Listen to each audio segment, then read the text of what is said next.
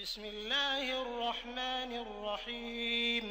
রাসূল মোদের সিপাহ সালার, রাসূল মোদের সিপ কমান্ডার, জুলুম নির্যাতন যত অত্যাচার দূর করে দেব মোরা সকল অন্ধকার।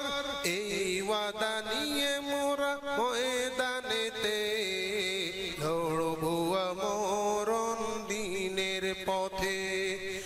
আল কোরআনের ডাক এসেছে, চলে আয় সকলে মিলে। আয় রে নবীন, আয় রে প্রবীণ, ছুটে পতাকা তলে। إن الحمد لله نحمده ونستعينه ونستغفره ونؤمن به ونتوكل عليه ونعوذ بالله من شرور أنفسنا ومن سيئات أعمالنا. من يهده الله فلا مضل له ومن يضلله فلا هادي له. ونشهد أن لا إله إلا الله الحي القيوم الذي لا تأخذه سنة ولا نوم. ونشهد أن سيدنا وسندنا وحبيبنا وحبيب أرواحنا وطبيبنا وطبيب قلوبنا محمدا عبد الله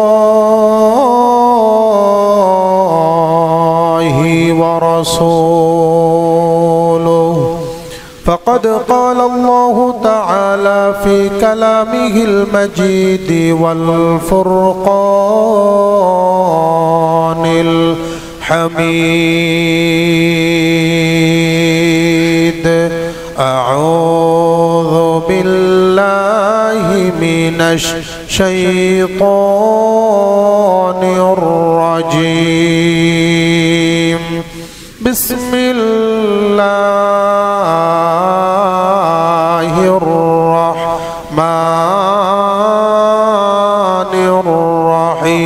الرحيم. إنك لعلى خلق عظيم. اللهم سبحانك لا علم لنا إلا ما علمتنا إنك أنت العليم الحكيم. إن الله وملائكته يصلون على النبي يا أيها الذين آمنوا صلوا عليه وسلموا تسليما. اللهم صل على سيدنا ونبينا وشفيعنا وحبيبنا ومولانا محمد صلى الله تعالى عليه وعلى آله وأصحابه وبارك وسلم. بلغ كشف الدجى بجماله حسنت جميع خصاله صلوا عليه وآله. মহান আল্লাহ পাকের দরবারে অসংখ্য শুকরিয়া। আল্লাহ সুবহানাহু ওয়া তাআলা আমাদের সকলকে পবিত্র মাহে জুমাদিউল উলা জুমাদিউস সানি এর দ্বিতীয় জুমাবার অত্র মসজিদে আসার এবং বসার তৌফিক দান করেছেন। সেই জন্য সকলে অন্তর থেকে পড়ছি আলহামদুলিল্লাহ। কুরআনুল কারীমের সূরাতুল কলম এর 4 নং আয়াতে কারিমা তিলাওয়াত করা হয়েছে। এই আয়াতে কারিমার মধ্যে আল্লাহ পাক রব্বুল আলামিন তার পিয়ারা নবী মুহাম্মদুর রাসূলুল্লাহ সাল্লাল্লাহু আলাইহি ওয়াসাল্লামের একটি চারিত্রিক সনদ পেশ করেছেন, যেটাকে খুলুকে আযীম আল্লাহ পাক রব্বুল আলামিন এই শব্দ দ্বারা প্রয়োগ করেছেন। গত কয়েক জুমাবার এই খুলুকে আযীম সম্পর্কে আলোকপাত করেছিলাম। গত জুমাবার বলা হয়েছিল খুলুকে আযীমের প্রভাব, অন্যের উপর এই খুলুকে আযীমের প্রভাব কিভাবে বিস্তার করে। আল্লাহর হাবিব সাল্লাল্লাহু আলাইহি ওয়াসাল্লাম ছিলেন খুলুকে আযীমের অধিকারী। খুলুকে আযীম বলা হয় কোনো ব্যক্তি জুলুম করলে তার প্রতিশোধ নেওয়া হবে না, ধৈর্য ধারণ করা হবে। শুধু ধৈর্য ধারণই করবে না, বরং জুলুমকারী যিনি জালিমের উপকার করবে, ধৈর্য ধারণ করবে, সাথে সাথে তার উপকারও করবে, তার মঙ্গল কামনা করবে। সেটাকে বলা হয় খুলুকে আযীম। এই খুলুকে আযীম যেই ব্যক্তি গ্রহণ করতে পারবে, যেই ব্যক্তি তার অন্তরের সাথে, শরীরের সাথে, জীবন, ব্যক্তি জীবন, সামাজিক জীবন, আন্তর্জাতিক, জাতীয় প্রত্যেকটা ক্ষেত্রে যেই ব্যক্তি ফিট করতে পারবে, এটার প্রভাব কেবলমাত্র মুসলমানদের ভিতরেই পড়বে না, বরং এটার প্রভাব সুদূর সেই কাফের বেঈমান মুশরিক তাদের কাছ পর্যন্ত পৌঁছে যাবে। আল্লাহর হাবিব সাল্লাল্লাহু আলাইহি ওয়াসাল্লাম ছিলেন খুলুকে আযীমের অধিকারী, যার কারণে প্রত্যেকটা সাহাবায়ে কেরাম এই খুলুকে আযীমের প্রভাবে প্রভাবান্বিত ছিলেন। আল্লাহর নবী সাল্লাল্লাহু আলাইহি ওয়াসাল্লাম যখন তিনি হিজরত করতে যাবেন, মক্কা নগরীর কাফের বেঈমান মুশরিকরা সকলে মিলে আল্লাহর হাবিবকে দুনিয়া থেকে খতম করে দিবে সিদ্ধান্ত নিয়েছে। আল্লামা শিবলি নু'মানী রাহমাতুল্লাহি আলাইহি তিনি একটা কিতাব লিখেছেন সিরাতুন নবী সাল্লাল্লাহু আলাইহি সাল্লাম। এই কিতাবের 4 নম্বর খণ্ডের 44 নং পৃষ্ঠার মধ্যে তিনি উল্লেখ করেছেন, মক্কার কাফেররা মিটিং বসেছে মুহাম্মদ সাল্লাল্লাহু আলাইহি সাল্লামকে কিভাবে দুনিয়া থেকে উৎখাত করে দিবে, পরামর্শ নেওয়া হচ্ছে। কেউ বা পরামর্শ দিচ্ছে মুহাম্মদকে দুনিয়া থেকে, মুহাম্মদের কার্যক্রম বন্ধ করতে হলে তাকে এই দেশ থেকে বিতাড়িত করতে হবে। এক কর্নার থেকে একটা লোক দাঁড়িয়ে বলতেছে, মুরব্বী সাইজের মানুষ, গ্রাম্য ব্যক্তির বেশ ধরে, মুহাম্মদকে যদি অন্য দেশে পাঠিয়ে দেওয়া হয়, নির্বাসন দেওয়া হয়, তাহলে ওই দেশের মানুষকে তার চরিত্র দ্বারা প্রভাবান্বিত করে সকল লোকদেরকে কালিমাওয়ালা মুসলমান করে তোমাদের উপর যুদ্ধ করে বিজয় লাভ করে ফেলবে। তার মানে ওই লোকটা কে ছিল, এটা সম্পর্কে সমস্ত মুহাদ্দিসিন এবং তারিখগণ এক কথাই বলেছেন, মুআররিখিনগণ এক কথাই বলেছেন, সেই লোকটা আর কেউ নয়, তিনি ছিলেন ইবলিস। মানুষের বেশ ধরে সে এই বক্তব্য দিয়েছে। তার মানে ছিল শয়তান নিজেও জানতো মুহাম্মদের চরিত্রটা এমন একটা চরিত্র, তাকে যদি অন্য দেশে পাঠিয়ে দেওয়া হয়, সেই দেশের লোকগুলো পর্যন্ত তার আওতায়, তার কবজায় চলে আসবে। এবার আরেকজন উঠে পরামর্শ দিল, মুহাম্মদ সাল্লাল্লাহু আলাইহি সাল্লামকে জেলখানায় ঢুকিয়ে দেওয়া যেতে পারে। মিস্টার ইবলিস আবার সেই কর্নার থেকে দাঁড়িয়ে বলতেছে, কয় না না, মুহাম্মদকে জেলখানায় পাঠানো যেতে পারে না, কারণ জেলখানার যত সকল কয়েদি আছে, সমস্ত কয়েদিগুলো তার চরিত্রে প্রভাবান্বিত হয়, সকল লোক ইসলাম গ্রহণ করবে, একসাথে তারা বিদ্রোহ ঘোষণা করবে, জেলখানা ভেঙে তোমাদের উপর বিজয় লাভ করবে। অতএব তাকে সেখানেও পাঠানো যেতে পারে না। আরেকটা লোক দাঁড়িয়ে আরেক ধরনের পরামর্শ দিল। এইভাবে পরামর্শ চলছিল। এক পর্যায়ে মিটিং এর যিনি সভাপতি ছিলেন, তিনি ওই মুরব্বীকে বলতেছে, আচ্ছা মুরব্বী, আপনি বারবার আমাদের বিভিন্ন পরামর্শকে আপনি এটাকে প্রত্যাখ্যান করছেন, তাহলে বিকল্প সূরত হিসেবে আপনি কি বলতে চান? ওই মুহূর্তেই আরেকটা লোক দাঁড়িয়ে বলতেছে এটার বিপরীত বিকল্প কোন পদ্ধতি আমি বাতলিয়ে দিতে পারি। লোকটা দাঁড়িয়ে বলতেছে মুহাম্মদকে যদি দুনিয়া থেকে খতম করে দেওয়া যায়, হত্যা করা যায়, তাহলে তার দিনটা এখানেই মিটে যাবে। ওই মুহূর্তে ইবলিস সেই কর্নার থেকে দাঁড়িয়ে বলতেছে এই লোকটা যেই পরামর্শ দিয়েছে এই পরামর্শটা আমিও মনে মনে ভেবেছিলাম। তার মানে মুহাম্মদকে যদি দুনিয়া থেকে খতম করা যায় তাহলে তার দ্বীন ইসলাম দুনিয়া থেকে চিরতরে উৎখাত হবে। আল্লাহ পাক রব্বুল ইজ্জত কুরআনুল কারীমের 10 নম্বর পারার 11 নম্বর পৃষ্ঠার 3 নম্বর লাইনে বলতেছেন, প্রথম লাইনে বলতেছেন ইউরিদুনা আন ইউতফিউ নূরাল্লাহি বিআফওয়াহিহিম ওয়া ইয়াবাল্লাহু ইল্লা আন ইউতিম্মা নূরাহু ওয়ালাউ কারিহাল কাফিরুন। আল্লাহ তাআলা বলতেছেন মক্কার কাফেররা দুনিয়ার বেঈমান মুশরিকরা মনে করে আমার দ্বীন ইসলামকে তাদের জবানের যেই ফুৎকার আছে এই ফুৎকার দ্বারা মিটিয়ে দিবে। না না, কোশ্চিন কালো আল্লাহ পাক রব্বুল ইজ্জতের দ্বীনকে দুনিয়ার মুখ দ্বারা ফুৎকার মারলে এক মুহূর্তের জন্য দুনিয়া থেকে উৎখাত হতে পারে না। ঠিক না বলেন? কেউ যদি ইসলামের পক্ষে কথা বলে চিন্তা করে এই লোকটাকে জেল হাজতে ঢুকাবো, তাহলে যদি জেল হাজতে ঢুকাই ইবলিসের মত অনুযায়ী ইবলিসের কাছে এরা ফেল। কি বলেন? অনেকেই মনে করে দ্বীন ইসলামের পক্ষে কথা বললেই জেলে যেতে হবে বা জেলখানা নিয়ে যাবে, ভয় করে। ভয় নেই, নবী রাসূলগণ জেল হাজত খেটেছেন, আউলিয়ায়ে কেরাম জেল হাজত খেটেছেন, আমাদের আকাবির মুরব্বী যারা ছিলেন তারাও জেল হাজত খেটেছেন।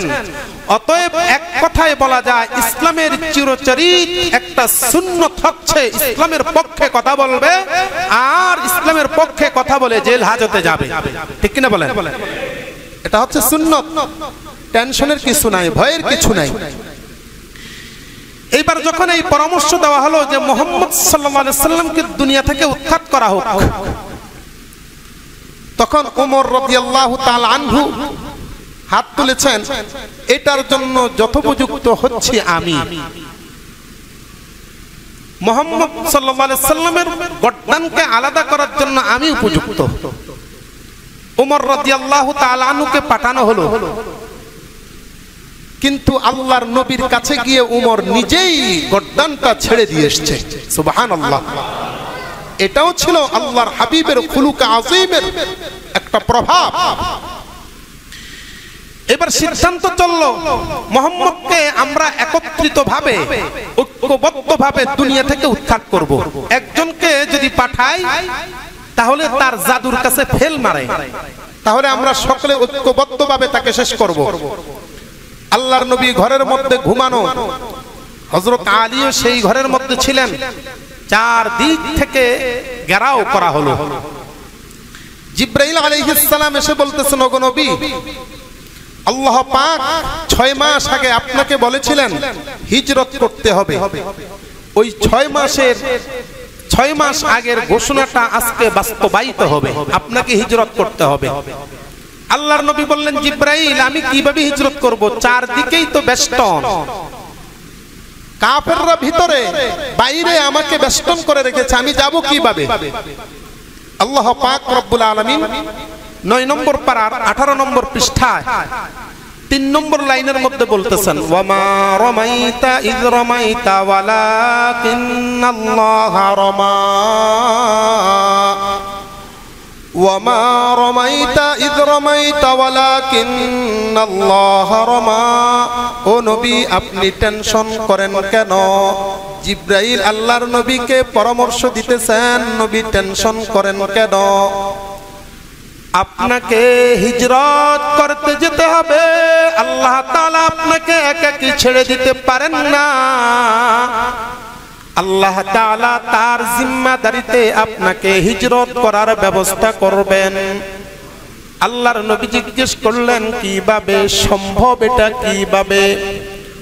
ওগো নবী, এক মুষ্টি বালি আপনি হাতে নিয়ে নেন, সেটাকে আল্লাহ তাআলার নামে নিক্ষেপ করে দেন। জিব্রাইল বলতেছেন নিক্ষেপ করার জন্য, আল্লাহর নবী বলতেছেন আমি নিক্ষেপ করব, কথা সত্য, কিন্তু লাভ হবে কি? আমি তো ঘরের ভিতরে। জিব্রাইল আলাইহিস সালাম আল্লাহর নবীকে বলতেছেন নবী গো, আল্লাহ তাআলার নামে নিক্ষেপ করার দায়িত্ব আপনার। এই বালি কণাগুলো কাফের বেঈমান মুশরিকের প্রত্যেকটা বালি কণাগুলো তাদের চোখের মধ্যে পৌঁছানোর দায়িত্ব হলো আল্লাহ তাআলার। আল্লাহর নবী নিক্ষেপ করবেন, এর আগে হযরত আলীকে বলতেছেন আলী, আমার কাছে মক্কা নগরীর সমস্ত কাফের বেঈমান মুশরিকেরা তাদের আমানতগুলো দিয়ে দিয়েছে, অনেকগুলো আমানত। এই আমানতগুলো যদি আমি রেখে না যাই, তাহলে মক্কার কুরাইশরা আমি চলে যাবার পর বলবে আমি আমানতের খেয়ানতকারী।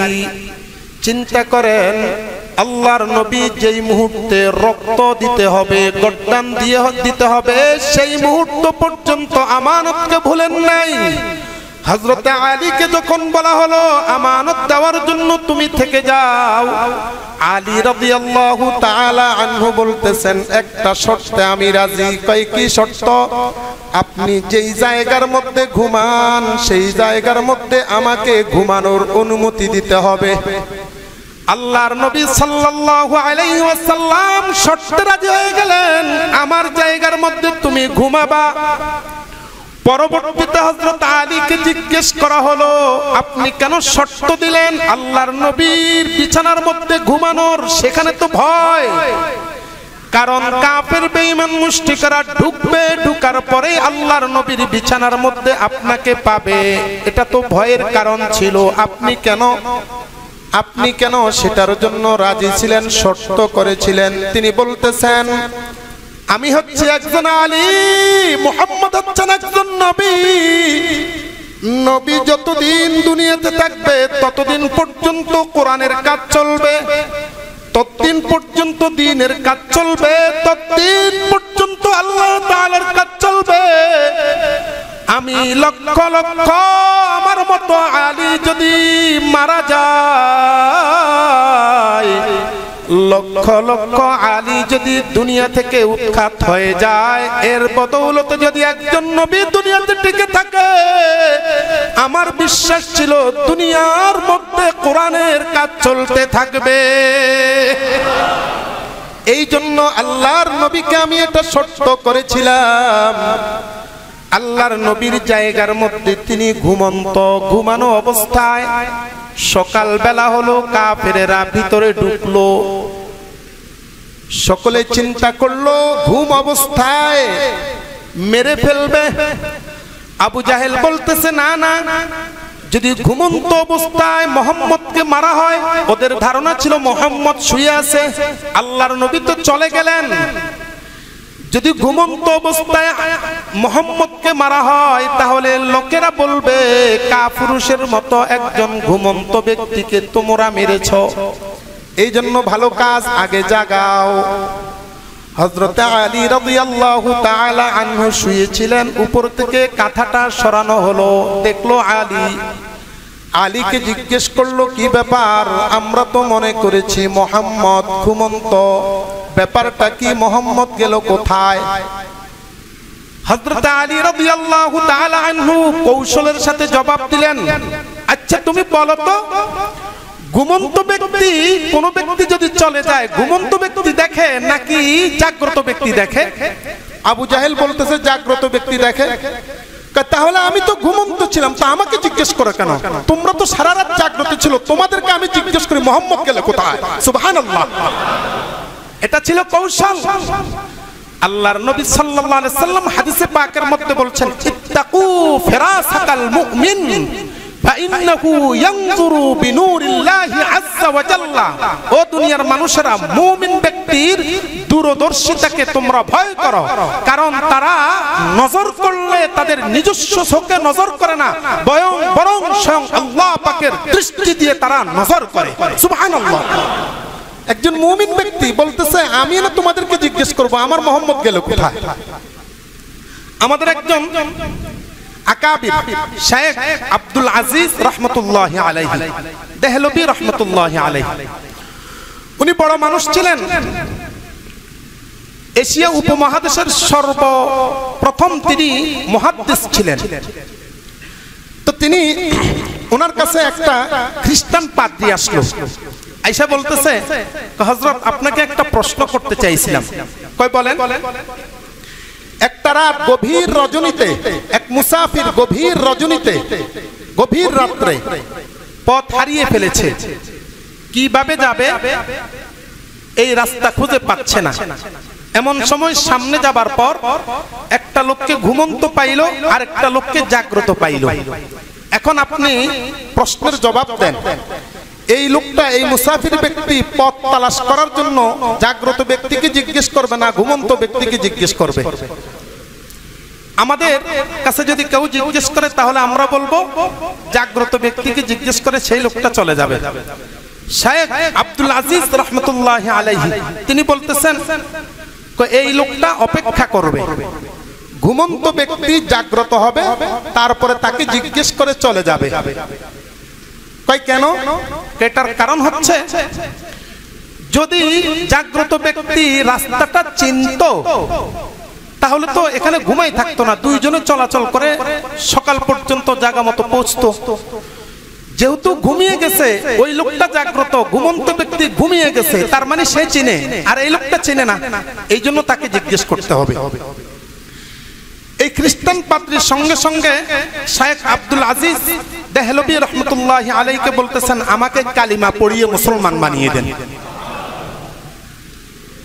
তো এইবার শেখ আব্দুল আজিজ রহমতুল্লাহি আলাইহি বলতেছেন কই এখানে কালিমা গ্রহণের কি হালত, আমি যে বক্তব্য দিলাম কালিমা গ্রহণ করার কি কারণ আছে?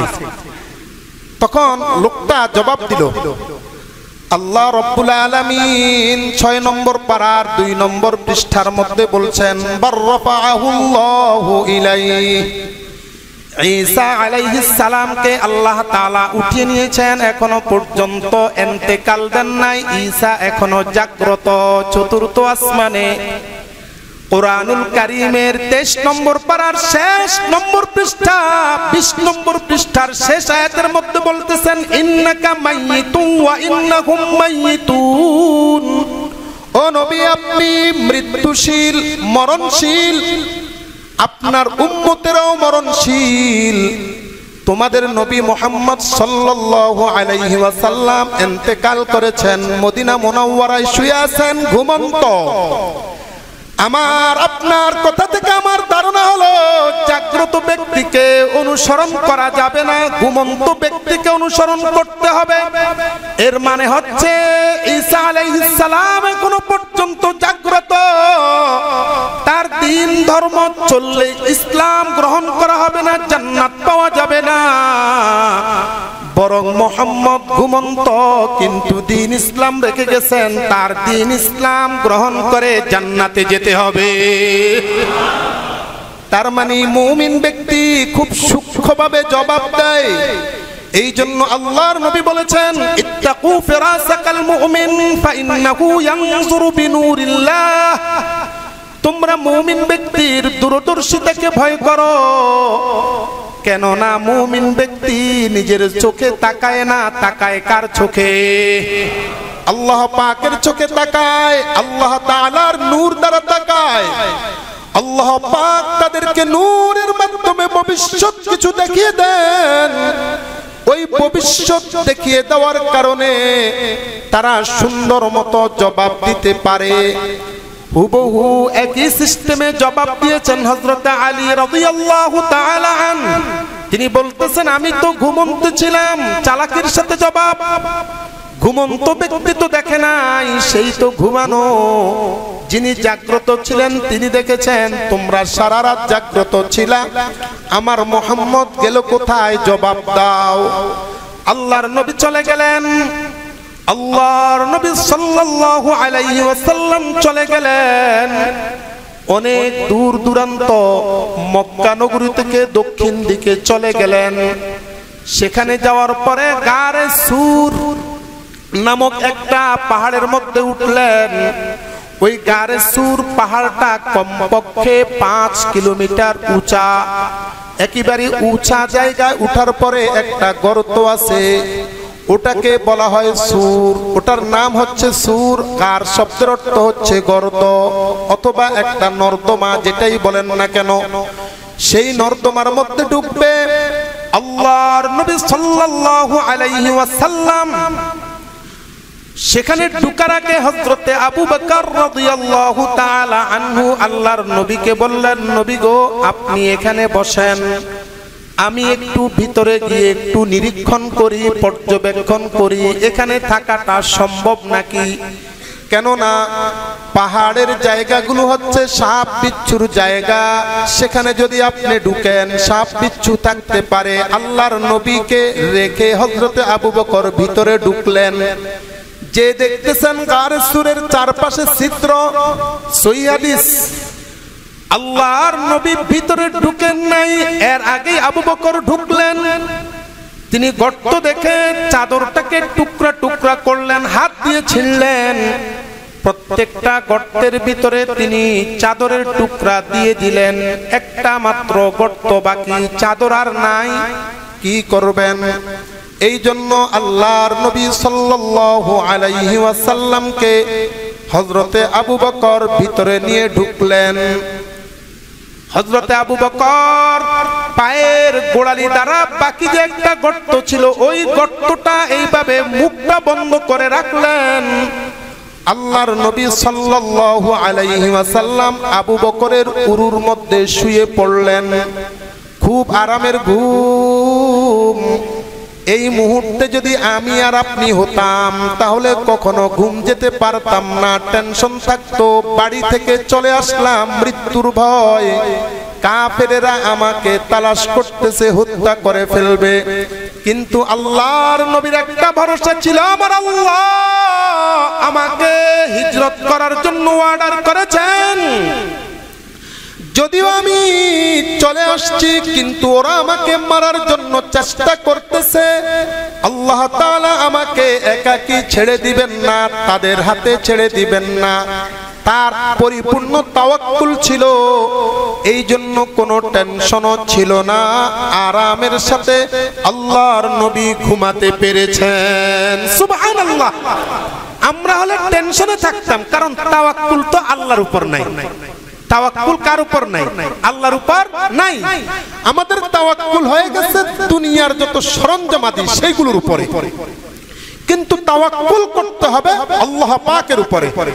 যেই ব্যক্তি তাওয়াক্কুল আল্লাহ পাকের উপর করতে পারবে, ওয়া মান ইয়াতাওয়াক্কাল আলাল্লাহ ফাহুয়া হাসবুহু। আল্লাহ পাক নিজেই বলতেছেন, যেই ব্যক্তি আল্লাহর উপর তাওয়াক্কুল করতে পারবে, ভরসা করতে পারবে, স্বয়ং আল্লাহ তার জন্য যথেষ্ট হয়ে যান।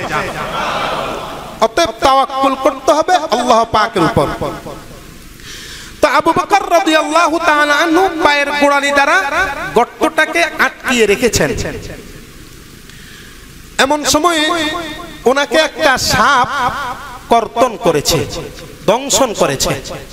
সাপের ব্যথা বিষ উপরে উঠা শুরু করলো। ব্যথার কারণে তিনি আর টিকতে পারেন নাই। এই দিক থেকে আল্লাহর নবীকেও তিনি জাগাইতেছেন না। তো ওনাকে পরবর্তীতে জিজ্ঞেস করা হলো, আপনি কেন আল্লাহর নবীকে জাগালেন না? তিনি বলতেছেন, সাপ আমাকে কামড় দিয়েছে, যদিও ব্যথা, এটার চাইতে আমার কাছে বেশি গুরুত্বপূর্ণ মনে হয়েছে আল্লাহর নবীর ঘুম। তিনি 5-7 মাইল পর্যন্ত হেঁটে এসেছেন, এখন ক্লান্ত শ্রান্ত। আমি যদি আল্লাহর নবীকে ডাকি তাহলে তিনি কষ্ট পাবেন, এই জন্য আমি আল্লাহর নবীকে জাগাই নাই। এটাও কিন্তু আল্লাহর নবীর একটা খুলুক আযীমের একটা প্রভাব, যে অপর ব্যক্তিকে কষ্ট দেবে না। নিজের উপর অন্যকে প্রাধান্য দেওয়া, নিজের উপর অন্য মুমিনকে প্রাধান্য দেওয়া। আমাদের মধ্যে সেই গুণ নাই। আমাদের মধ্যে শুধু অধিকার আদায়ের গুণ, অধিকার দেওয়ার গুণ নেই। অধিকার আদায়ের গুণ যাদের মধ্যে থাকে সেই দেশের মধ্যে মারামারি, কাটাকাটি, হানাহানি বেশি হয়। কিন্তু অধিকার পৌঁছে দেওয়ার গুণ যাদের মধ্যে আছে, যেই জাতির মধ্যে আছে, ওই জাতির মধ্যে কখনো মারামারি, রাহাজানি হতে পারে না। ঠিক কিনা বলেন? আমাদের একজন আকাবির অথবা আল্লাহর নবীর সাহাবীদের একজন তাবিঈ, ইমাম আজম আবু হানিফা রাহমাতুল্লাহি আলাইহির দাদা উস্তাদ। ইমাম আবু হানিফার উস্তাদ ছিলেন হাম্মাদ, আর হাম্মাদ রাহমাতুল্লাহি আলাইহির উস্তাদ ছিলেন ইব্রাহিম নাখঈ রাহমাতুল্লাহি আলাইহি। উনি আল্লাহর নবীর অনেক সাহাবীদেরকে দেখেছেন। ইব্রাহিম নাখঈ, তো ইব্রাহিম নাখঈ ছিলেন তাবিঈ, অনেক বড় জলিল কদর তাবিঈ। তিনি অনেক সাহাবীদের থেকে হাদিস শুনেছেন, হাদিস শিক্ষা গ্রহণ করেছেন। ওই জমানায় আরেকজন ব্যক্তি ছিলেন, তাবিঈ ছিলেন ইব্রাহিম তাইমি। দুইজন ব্যক্তি, একজন হচ্ছেন ইব্রাহিম নাখঈ, তিনি ছিলেন বড়, আরেকজন ছিলেন ইব্রাহিম তাইমি, তিনি ছিলেন একটু মর্যাদায় ছোট।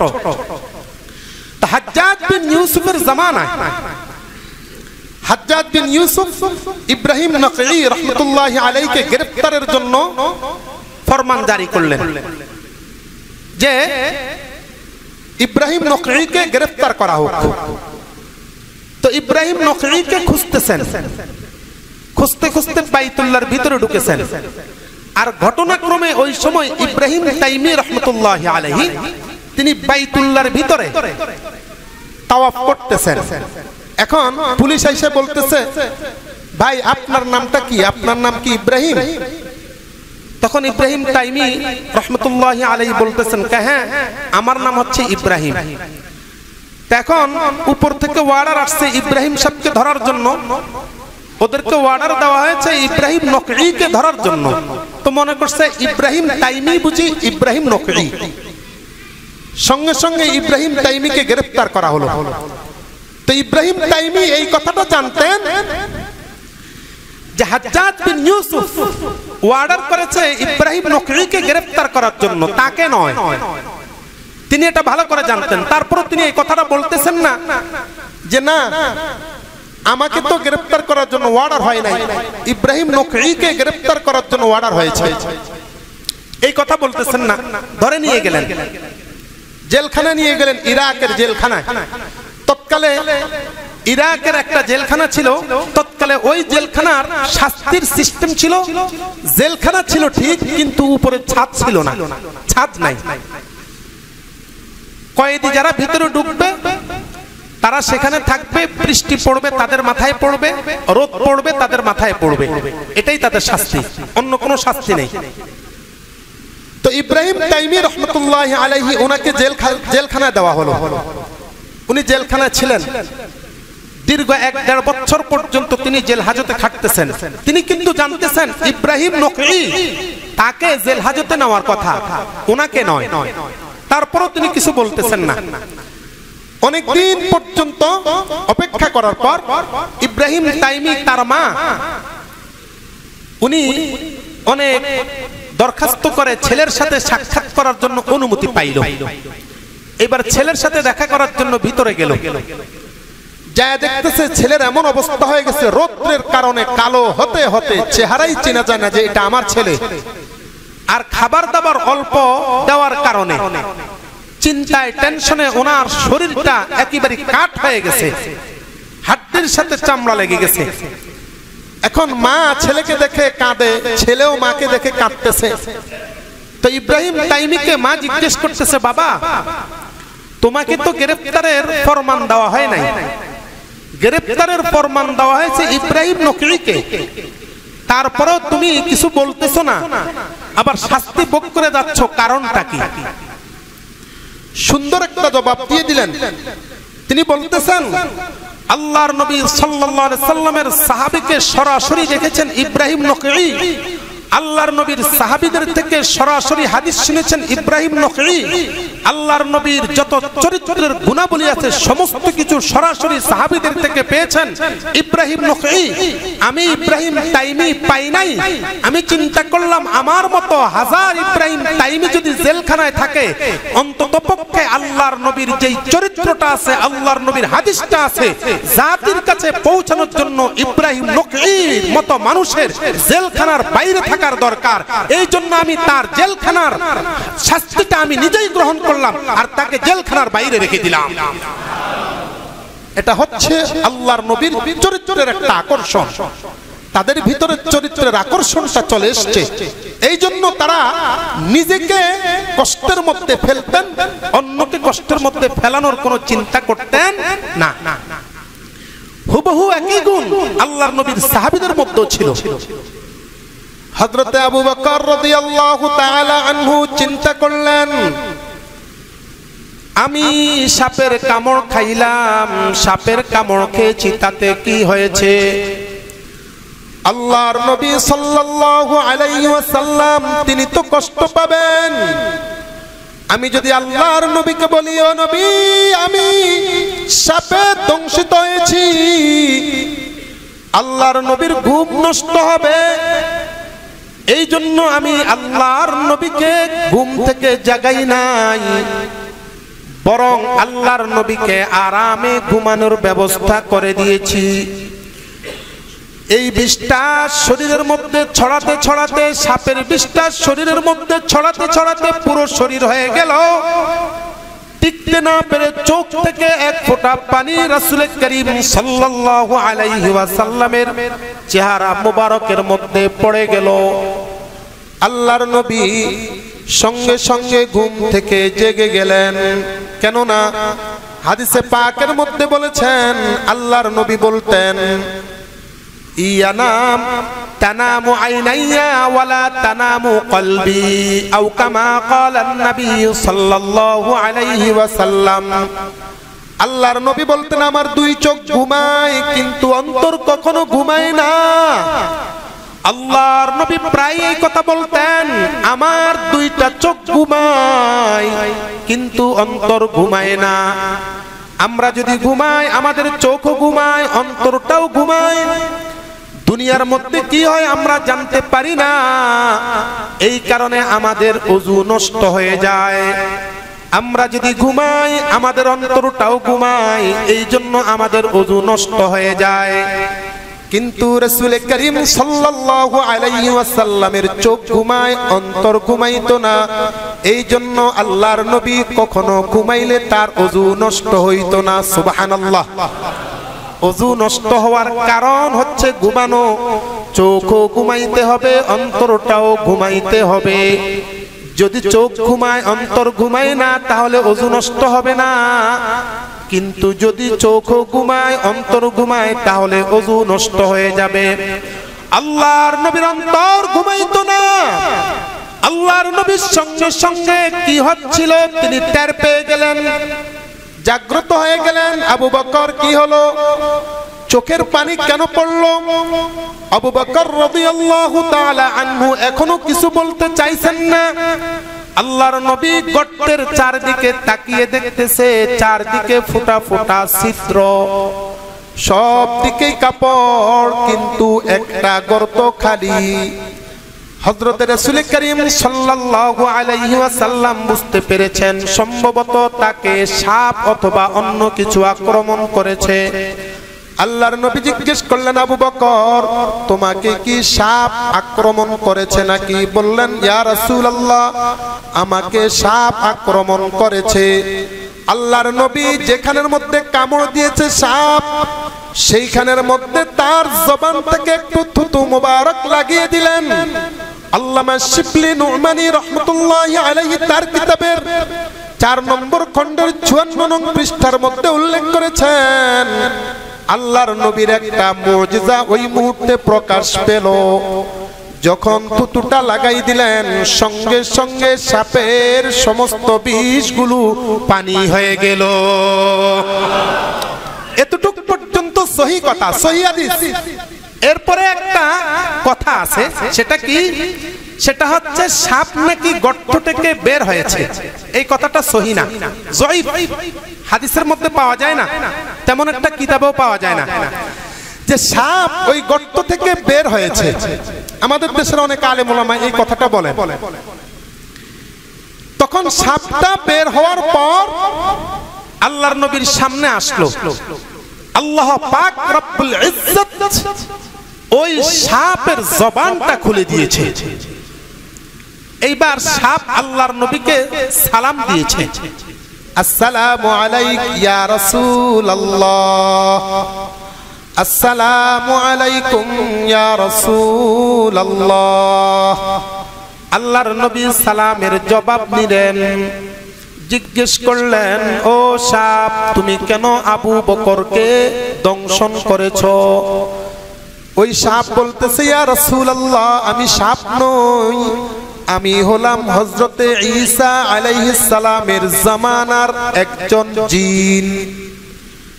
আল্লাহর নবী জিজ্ঞেস করলেন, তাহলে তুমি কেন এইভাবে জিন থেকে সাপের সূরত নিয়েছো? সে বলতেছে, ইয়া রাসূলুল্লাহ, আমি বহুবার ঈসা আলাইহিস সালামের জবান থেকে শুনেছি আপনি নাকি হিজরত করবেন, হিজরত করার পরে গারে সূরের মধ্যে আপনি অবস্থান করবেন। আমি 600 বছর আগে জানতে পেরেছি। ইয়া রাসূলুল্লাহ, এই কথাটা জানার পরে চিন্তা করলাম আমাদের হায়াত তো দীর্ঘদিন পর্যন্ত থাকে, আপনাকে দেখতে হবে। এই জন্য আমি এই গারে সূরের মধ্যে আশ্রয় গ্রহণ করলাম। চিন্তা করলাম আমি তো গর্তের ভিতরে থাকবো সাপ আকৃতিতে। এখন সাপ আকৃতিতে যদি আমি গর্তের ভিতরে থাকি, আপনি কোন সময় আসবেন, কোন সময় চলে যাবেন? এই জন্য আমি 8-9টার মতো গর্ত করে রেখেছি, যেই কোনো গর্ত দিয়ে যেন এসে আপনাকে দেখতে পারি।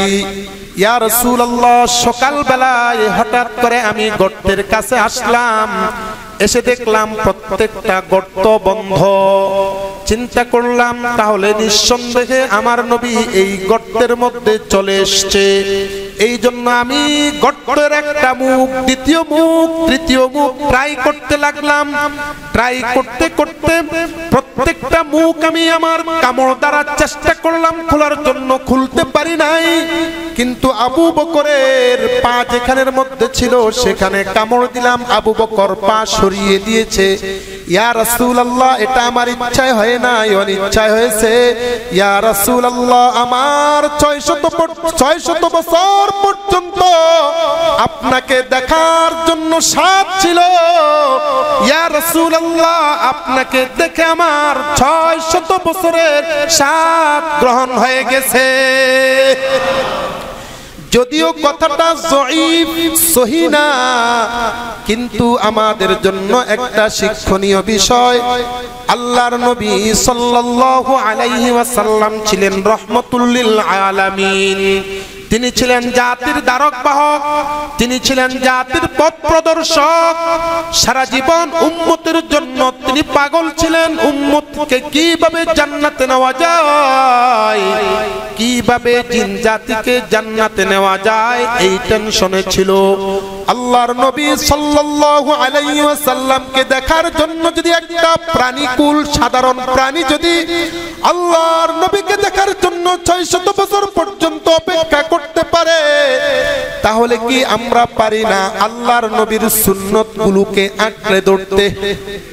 পারি কিনা? আল্লাহর নবীর প্রত্যেকটা সুন্নত ইচ্ছে করলে আমরা আমাদের নিজের জীবনের সাথে ফিট করতে পারি, পারি কিনা? পারি। তবে এই কথাটা স্পষ্ট আছে, আল্লাহর নবী সাল্লাল্লাহু আলাইহি ওয়াসাল্লাম গারে সূরের মধ্যে যতক্ষণ ছিলেন, ততক্ষণের মধ্যে আল্লাহর নবী কেবলমাত্র 2 ঘন্টা 3 ঘন্টা ছিলেন সেখানের মধ্যে। আল্লাহর নবীকে হেফাজত করার জন্য, কাফের বেঈমান মুশরিকদের থেকে বাঁচাবার জন্য ওই জায়গার মধ্যে মুহূর্তের মধ্যে গুগু পাখি বাসা করেছিল, আবার মাকড়সা সেখানের মধ্যে জাল বুনেছিল। মাকড়সা যদি জাল বুনতে হয় কমপক্ষে 48 ঘন্টা লাগে, কিন্তু 2 ঘন্টা 3 ঘন্টার ভিতরেই মাকড়সা সেখানের মধ্যে জাল বুনে ফেলেছে। আল্লাহর নবী ভিতরে ঢুকে গেছেন, মাকড়সা জাল বুনে গেলেন। আবার ঘুঘু পাখি যদি বাসা বাঁধতে হয় তাহলে বর্তমান বিজ্ঞানীদের ভাষ্য মোতাবেক বার্ড বিশেষজ্ঞ যারা আছেন তাদের বক্তব্য হচ্ছে পাখি বাসা বাঁধতে হলে কমপক্ষে 72 ঘন্টার দরকার হয়। অথচ আল্লাহর নবী 3 ঘন্টা ছিলেন।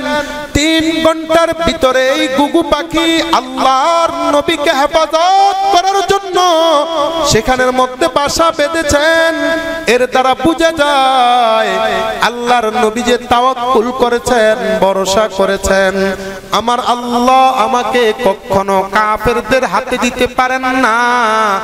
এই কারণেই আল্লাহ তাআলা আল্লাহর নবীকে মাকড়সা এবং ঘুঘু পাখির মাধ্যমে দায়িত্ব নিয়েছেন হেফাজত করার জন্য। এই জন্য তাওয়াক্কুল করতে হবে কার উপর?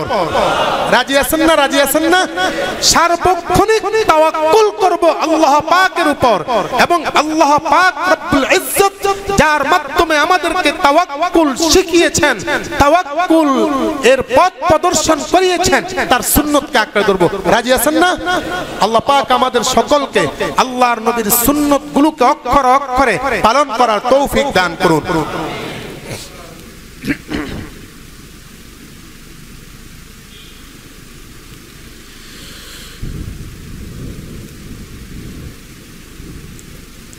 এক ভাই একটা প্রশ্ন করেছেন যে হযরত, ইসলামে জঙ্গিবাদ আছে কি? জানাবেন। যারা ইসলামের নামে জঙ্গিবাদ করে থাকে তাদের হুকুম কি? ইসলামে জঙ্গিবাদ বলতে কোনো শব্দ নাই। ইসলাম জঙ্গিবাদকে সমর্থন করে না। যেই কোনো ধরনের জঙ্গিবাদ, সেটা ইসলামের নামে হোক অথবা ইসলাম ছাড়া হোক, এটাকে কখনো কোরআন হাদিস সমর্থন করে না। তবে যারা ইসলামের মধ্যে জিহাদ বলতে কোনো কিছু নেই, তাদের এটা ভুল ধারণা। কোরআনুল কারীমের 500 আয়াতেরও বেশি আছে জিহাদের কথা। 500-এর বেশি আছে জিহাদের কথা, মানে অর্থাৎ 500-এর বেশি আয়াত আছে কেবলমাত্র জিহাদের কথা বলে গেছে। অতএব কোনো ব্যক্তি যদি কতল কিতাল জিহাদকে অস্বীকার করেন তিনি মুসলমান হতে পারেন না। বাকি কোন ব্যক্তি যদি জিহাদের নামে জঙ্গিবাদ করে সেটা অপরাধ। আর কোন ব্যক্তি যদি অরিজিনাল জিহাদকে সমর্থন করেন এবং জিহাদ করেন তাহলে নিঃসন্দেহে তিনি ইসলামের কাজ করতেছেন আর ইসলামের পক্ষেই কাজ করতেছেন, কোরআন হাদিসের পক্ষেই কাজ করতেছেন। কিন্তু ইসলাম এবং জঙ্গিবাদ, জিহাদ এবং জঙ্গিবাদ এক জিনিস নয়, এটা আমাদেরকে বুঝতে হবে। আল্লাহ পাক আমাদেরকে বুঝবার তৌফিক দান করুন। আর তাছাড়া এখন যারা জিহাদের কথা বলেন, জঙ্গিবাদ পরে যারা জিহাদের কথা বলেন, একজন ইমাম সাহেব যদি জিহাদের কথা বলেন তাহলে অনেকেই মনে মনে ভাবেন হুজুর মনে কোনো রাজনীতির সাথে জড়িত, বা হুজুরও মনে হয় সম্ভবত কোনো জঙ্গি কোনো সংগঠনের সাথে জড়িত।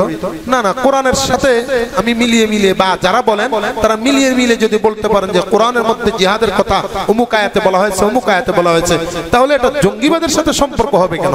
আর আপনি বা জঙ্গিবাদের সাথে এটাকে সম্পৃক্ত করতে যাবেন কেন? তাহলে বুঝতে হবে আপনি যদি জঙ্গিবাদের সাথে এটাকে যদি সম্পৃক্ত করতে যান আপনার ঈমানের মধ্যে ত্রুটি আছে, আপনার ঈমানের মধ্যে ভেজাল আছে। এই জন্য আমরা সচেতন হওয়া চাই। যারা জঙ্গিবাদ করে তাদের কথা আলাদা, আর যারা ইসলামের পক্ষে জিহাদের কথা বলেন তাদের কথা আলাদা। আল্লাহ পাক আমাদেরকে বুঝবার তৌফিক দান করুন। হযরত, আমার সাথে একটি মেয়ের বিয়ের এঙ্গেজ হয়েছে, সামনে তার সাথে বিয়ে হবে। এখন তার সাথে কথা বলা ও দেখা সাক্ষাৎ করা জায়েজ হবে কি? জানালে উপকৃত হবে। না, এঙ্গেজ বলতে ইসলামে কোনো কিছু নেই। ইসলামের মধ্যে আছে কোনো ছেলে যদি কোনো মেয়েকে বিয়ে করতে চায় তাহলে ইজাব করবে যে আমি তোমাকে বিয়ে করলাম দুইজন সাক্ষীর উপস্থিতিতে, আর মেয়ে বলবে আমি রাজি হলাম, তাহলে বিয়ে হয়ে যাবে। এরপরে তাদের জন্য সবকিছু জায়েজ। কিন্তু এই শব্দগুলোর আগে, ইজাব কবুলের আগে, চাই সেটা কাবিননামা হোক অথবা এঙ্গেজ হোক অথবা ওয়াদা হোক, যাই কিছু হোক, ওইগুলো যদি করা হয় তাহলে তার সাথে দেখা সাক্ষাৎ কথা বলা কোনো মতে জায়েজ নাই, হারাম। হাদিসের মধ্যে আল্লাহর নবী সাল্লাল্লাহু আলাইহি ওয়াসাল্লাম আবু দাউদ শরীফের 2 নম্বর খণ্ডের 715 নম্বর পৃষ্ঠায় কিতাবুল আদাব অধ্যায়ের মধ্যে একটা হাদিস আল্লাহর নবী থেকে বর্ণিত হয়েছে, নাহান নবী সাল্লাল্লাহু আলাইহি ওয়াসাল্লাম আইয়ামশির রাজুল বাইনাল মাআতাইন। ওই মহিলা, যেই মহিলার সাথে বিবাহ বন্ধন হয়নি, যেই মহিলার সাথে এখনো পর্যন্ত বিবাহ হয়নি, ওই মহিলা ছাড়া অন্য মহিলাদের মাঝখান দিয়ে যাওয়াটাও হাদিসে নিষেধ করেছে। দুইজন মহিলা পাশাপাশি দাঁড়ানো, কথা বলতেছেন, আপনি ওই দিক থেকে আসতেছেন, মাঝখান দিয়ে যাচ্ছেন, এটা নিষেধ, ইসলামে নিষেধ করেছে। এখন মহিলারা চান্স পাওয়া যাবে, চিন্তা করবো অসুবিধা নেই, তাহলে আমরা তো কথা বলতে পারবো না। না, আপনি কথা বলবেন কেন যার কারণে পুরুষের বাধা বিঘ্ন হবে যেতে? আগে প্রথম মহিলাদেরকে আটকাতে হবে। আমরা তো আমাদের মহিলাদেরকে ছেড়ে দিয়েছি, আগে মহিলাদেরকে আটকাতে হবে। তারপরে যদি আপনি এই ধরনের কোনো বিপদের সম্মুখীন হয়ে যান যে দুইজন মহিলা কথা বলতেছে বা দুইজন মহিলা রাস্তা ব্লক করে ফেলেছে, আপনারা তাদের মাঝখান দিয়ে যাবেন, এটা নিষেধ। এর অর্থ হচ্ছে বিবাহের আগ পর্যন্ত যেহেতু একটা দুইটা মহিলার মাঝখান দিয়ে যাওয়া নিষেধ করেছে, তাহলে কথা বলা, দেখা সাক্ষাৎ করা, প্রেমালাপ করা, এটা তো বৈধ হওয়ার কোনো যুক্তিই আসে না। আশা করি আপনার প্রশ্নের জবাব পেয়েছেন।